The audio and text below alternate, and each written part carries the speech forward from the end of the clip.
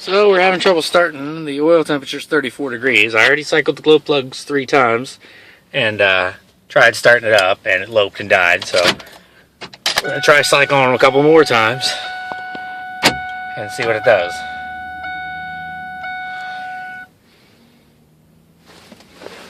Roll out the window a little bit here.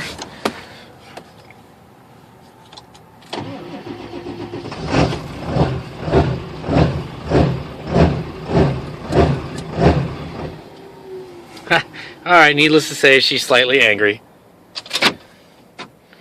Second time she's loped and died.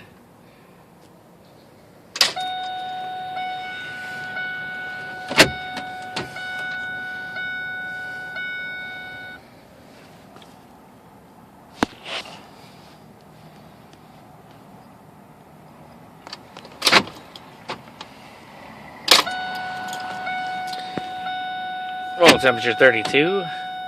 I'm gonna have to say I need new injectors because I have brand new glow plugs and glow plug relay and fuel additive.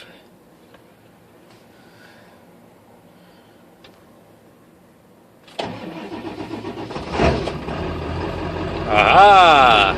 We have ignition.